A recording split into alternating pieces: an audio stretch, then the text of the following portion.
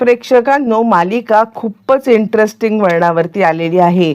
राजेशने जे काही लग्न केलेले आहे त्याच्या आधी त्यातल्याच एका मुलीचा बाप आता राजेशला एक्सपोज करण्यासाठी आलेला आहे आणि त्याने सगळ्यांच्या समोर राजेश आता कशा पद्धतीने आपल्या मुलीला फसवून हे सगळं करत होता हे सांगितल्यावरती मग मात्र सगळ्यात मोठा धक्का बसलेला आहे सगळ्यांना. आणि त्यानंतर राजेशचं सत्य समोर आले. नक्की काय घडले?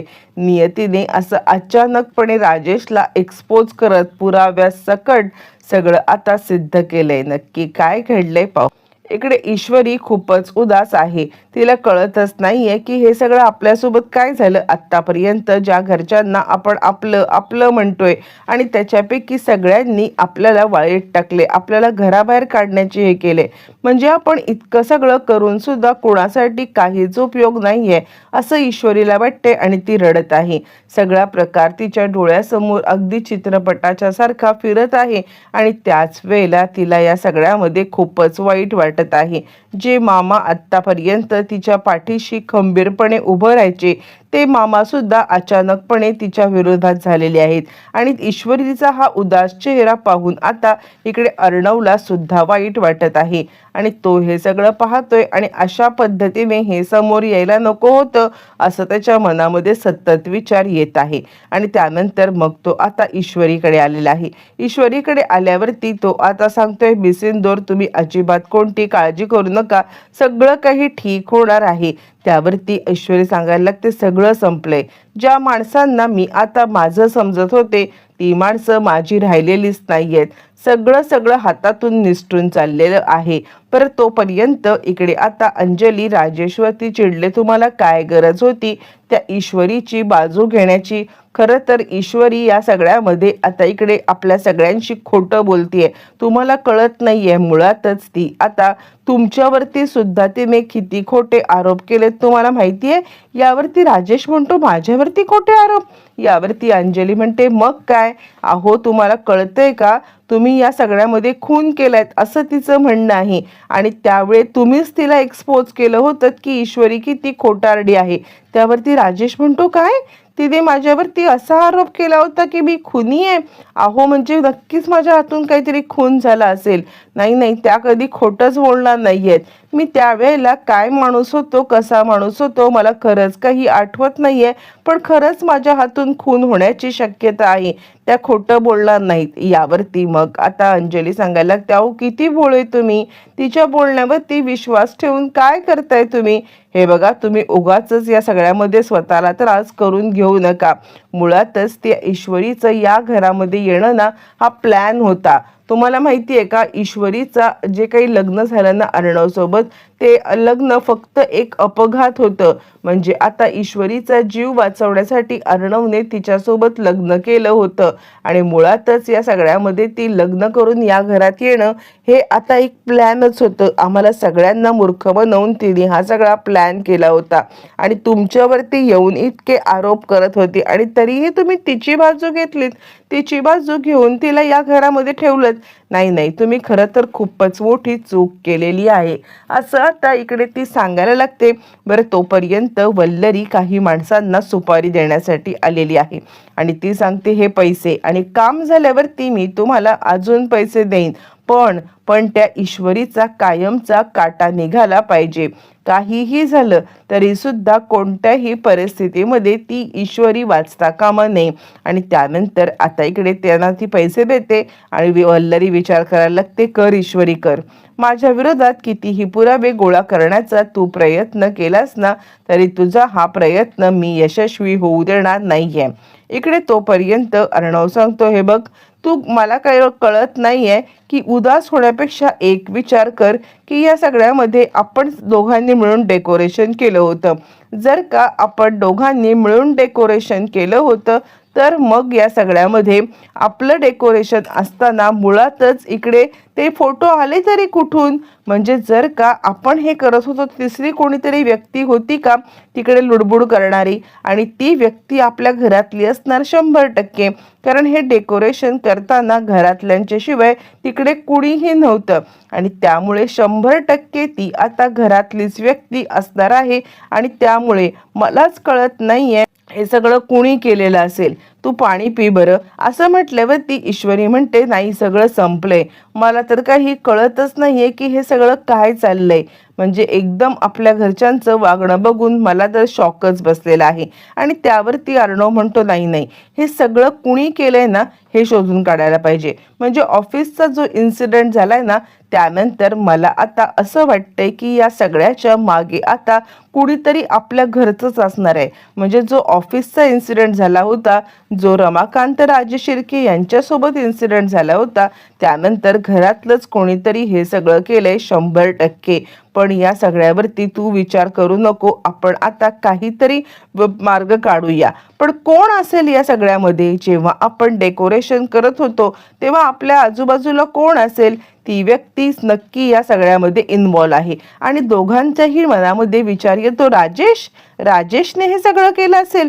म्हणजे आता तो इकडे ह्याचा बुरखा पांघरून आहे आणि म्हणजे मला काही आठवत नाही असा बुरखा पांघरून आहे आणि तो बुरखा पांघरून तो आपल्याला त्रास देण्याचा प्रयत्न करतोय. दोघांच्याही डोक्यामध्ये एकाच वेळेला तोच विचार आलेला आहे की हे सगळं राजेशनेच केलेलं असणार आहे. आणि त्यानंतर त्या दृष्टीने दोघं जण आता शोधण्याचा प्रयत्न करतात. पण त्यांना या सगळ्यामागे वल्लरीचा हात आहे, अजूनही तो संशय आलेला नाहीये. इकडे आपल्याला शुभूचं एक वेगळंच रूप दाखवलं जातं. म्हणजे शुभंकर अगदी विचित्र वागत आहे. त्यांनी आता नम्रताची ओढणी घेतली आणि नम्रताची ओढणी घेऊन मात्र आता या सगळ्यामध्ये तो एका वेळेला नम्रता आणि शुभंकर अशी ऍक्टिंग करतोय. डोक्यावरती ओढणी घेऊन तो आता नम्रताची वाक्य बोलतोय, डोक्यावरची ओढणी काढून तो आता शुभंकरची वाक्य बोलतोय. आणि आता नम्रताचं आपलं नम्रतावरती किती प्रेम आहे हे तो व्यक्त करतोय. मग ओढणी घेऊन तो लाजतोय, मग ओढणी काढून तो म्हणतोय, तू का लाजतीयस, असं वेड्यासारखं तो आता ऍक्टिंग करतोय. आणि शुभूचं या सगळ्यामध्ये एक आता सायको रूप आपल्या लक्षात येते. सगळ्यांच्या समोर आता नॉर्मल वागणारा हा शुभंकर नम्रतावरती प्रेम करतोय इथपर्यंत ठीक आहे. पण आता नम्रतावरती प्रेम करणारा हा शुभंकर एकदम विचित्र पद्धतीने वागत आहे. ही गोष्ट मात्र आता एकदम वेगळीच आहे. आणि या सगळ्यामध्ये आता शुभंकर थोडासा मानसिकरित्या काहीतरी त्याचं हल्लंय एवढं मात्र आपल्याला दिसतंय. आणि त्यानंतर मग आता तो सांगतोय, नम्रता, माझं तुझ्यावरती खूप खूप खूप प्रेम आहे आणि तू माझी आणि माझीच फक्त होणार आहेस. कुठेतरी शुभंकर आता मात्र नम्रता आणि आकाश या दोघांच्या मध्ये मात्र अडचण होत चाललाय, ही गोष्ट आपल्याला लक्षात येत चाललेली आहे. आणि त्याच वेळेला त्याचं आता विचित्र वागणं एकदम विचित्र होत चाललंय. इकडे तोपर्यंत दुसऱ्या दिवशी ईश्वरी सगळ्यांसाठी ब्रेकफास्ट बनवते आणि ब्रेकफास्ट घेऊन सगळ्यांना ती आता समोर आलेली आहे. तर तिच्या हातचा ब्रेकफास्ट न करता मामाने आता सगळ्यांसाठी बाहेरून ऑर्डर केले. आणि ईश्वरी म्हणते, मी तर बनवलेत ना, पोहे आणि उपमा हे दोन्ही गोष्टी बनवलेल्या आहेत, ज्याला जे आवडेल ते आता तुम्ही सगळ्यांनी खाऊन घ्या. असं म्हटल्यावरती मग आता इकडे सांगायला लागते, वल्लरी काही गरज नाहीये, आम्ही आमचं मागवलेलं आहे. आणि त्यावरती अर्णव तिकडे आलाय आणि काय चाललंय हे सगळं असं म्हणत सगळ्यांना जाब विचारायला लागलाय. आणि त्यावरती वल्लरी सांगायला लागते, आम्ही कुणीही तुझ्या बायकोच्या हातचं काही खाणार नाही आहोत. काहीही झालं तरी सुद्धा तुझ्या बायकोच्या हातचं आता फक्त आणि फक्त तूच खा, आम्हाला या सगळ्यामध्ये काहीच गरज नाहीये तुझ्या बायकोच्या हातचं खायची. असं म्हणत तिने आता अर्णवला बोलले. अर्णव आता आजीकडे पाहतोय, आजी काय चाललंय हे सगळं? म्हणजे आपल्या घरात हे सगळं कधीपासून व्हायला लागलं? मला खरंच काही कळत नाहीये की तुम्ही सगळेजण हे काय करताय. आणि त्यावरती आजी म्हणायला लागते, हे बघ अर्णव, तू तुझ्या मनाने वागतोयस ना, म्हणजे आता तुला आम्ही का सांगितलेलं काहीच पटत नाहीये. मग आता तू तुझ्या मनाने वाग, आम्ही आमच्या मनाने वागू. आम्ही तुझ्यावरती जशी जबरदस्ती करू शकत नाही तसंच तू सुद्धा आमच्यावरती जबरदस्ती करू शकत नाहीयेस. मी सांगितलं ना एकदा की या सगळ्यामध्ये आम्हाला जे करायचं ते आम्ही करणार, तुला करायचं ते तू कर. आणि त्यावरती बाळ रडायला लागतं. बाळ रडायला लागल्यावरती इकडे आता अंजली उठते. अंजली उठून जाणार तर तिला ईश्वरी सांगाल, ताई तुम्ही नाश्ता करून घ्या, मी आता बाळाला बघते. त्यावरती अंजली एकदम चिडते आणि चिडून सांगायला लागते, या बाकी सगळ्यांनी तुला जरी माफ केलं ना तरी सुद्धा करू दे, पण मी तुला आयुष्यात कधीच माफ करू शकणार नाही. ज्या मुलीची म्हणजे ज्या बाईची मुलगी म्हणजे जी बाई माझ्या आता आईच्या मृत्यूला कारणीभूत आहे त्याच बाईची मुलगी या घरामध्ये राहते हे मला सहनच होत नाही. आणि त्यात तू माझ्या बाळाला हात लावणार, कदापि नाही. याच्या पुढे माझ्या बाळाच्या आसपास सुद्धा फिरायचं नाही आणि माझ्यासुद्धा आसपास फिरायचं नाही आहे. माझ्या आईच्या खुन्याच्या मुलीला मी कधीच डोळ्यासमोर धरू शकत नाही. अंजलीला तर निमित्तच हवं असतं. ती ऑलरेडी ईश्वरीचा राग करत असते आणि त्यानंतर हा प्रकार कळाल्यावरती तिला आता आईच्या हातात कोलीत मिळालेलं असतं सगळ्यांच्या समोर ईश्वरीला घालून पाडून बोलण्यासाठी. बरं, हे सगळं होत असताना त्यानंतर मग आता इकडे खूपच उदास वाटायला लागतं ते म्हणजे ईश्वरीला. आणि ईश्वरी आता आपल्या रूममध्ये निघून जाते. तोपर्यंत वल्लरी सांगते, काय हो सांबार ओतलत काय भांड्यामध्ये आणि चहा ठेवलाय तेवढं बघाल का.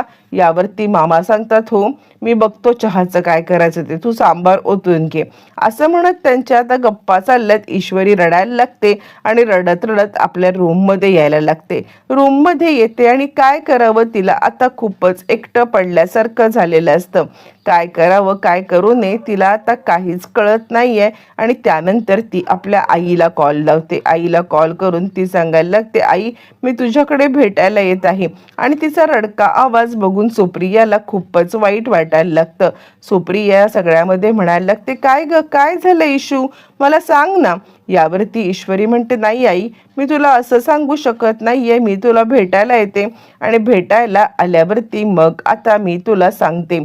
असं म्हटल्यावरती मग लगेचच इकडे आता सुप्रिया विचार करायला लागते.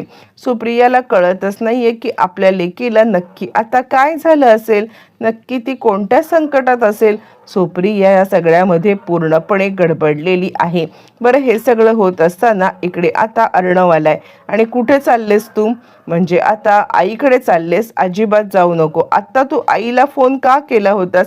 यावरती ती म्हणते, सर आपले घरचे जर का आपले राहिलेच नाहीयेत तर मी आईकडे नको जाऊ तर आता कुठे जाऊ.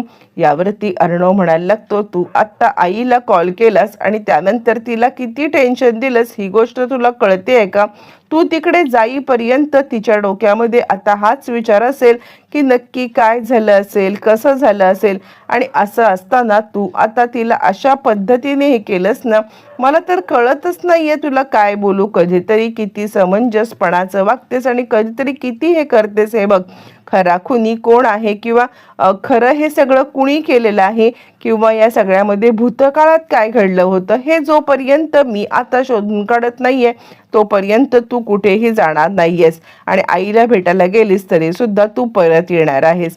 बरं, तोपर्यंत इकडे आता राजेश सांगत आहे की मला असं वाटतंय की मी काहीतरी जॉब आता करावा. यावरती मग आता अर्णव म्हणतोय, तुम्हाला जर का जॉबच करायचा असेल ना तर तुम्ही आता इकडे माझ्या फर्ममध्ये जॉब करा ना. असं म्हटल्यावरती तो म्हणतो चालेल. मग आता राजेश त्याला आपल्या फर्ममध्ये जॉबसाठी घेऊन चाललाय, म्हणजे अर्णव फर्ममध्ये घेऊन चाललाय. तोपर्यंत इकडे आता एक वेगळीच घटना घडते. ईश्वरी घरी आले. घरी येऊन तिने आता सगळा प्रकार आपल्या आईला सांगितलाय. कसं झालं काय झालं हे आईला काही कळत नाहीये. ती ईश्वरीचा हात धरते, चल माझ्या मुलीला या सगळ्यामध्ये अडकवलं जाते, मी मुळातच काही केलेलं नाहीये आणि त्याची शिक्षा माझ्या मुलीला का ते काही नाहीये. मी आत्ताच्या आत्ता तुला घेऊन सगळ्यांच्या समोर जाते. असं म्हणत ती खूपच चिडलेली आहे. आणि त्यानंतर मग आता लगेचच इकडे ईश्वरी म्हणते, आई थांब. इकडे तोपर्यंत राजेशला घेऊन ज्या वेळेला अर्णव बाहेर आलाय त्याने गाडी पार्क केली आणि काहीतरी खरेदी करतोय तोपर्यंत एक व्यक्ती येऊन आता राजेशच्या अंगावरती ओरडतोय, माझ्या मुलीसोबत लग्न केलंस, तिला फसवलंस, तुला सोडणार नाहीये मी. अर्णव हे सगळं पाहतोय. आता एक एक करत राजेशने आत्तापर्यंत केलेली कारस्थानं समोर येत चाललेत आणि राजेशचा पडदा मात्र एका झटक्यामध्ये फार्श होतोय. आता ही व्यक्ती कोण आहे आणि त्याच्या मुलीसोबत राजेशने लग्न केलंय का, की हा अर्णवचा डाव आहे? मुळातच त्याच्या तोंडून सत्य वदवून घेण्यासाठी अर्णवने हे सगळं केलेलं आहे. काय घडलंय, कसं घडलंय, सगळं येणाऱ्या भागामध्ये आपल्याला पाहायला मिळणार आहे.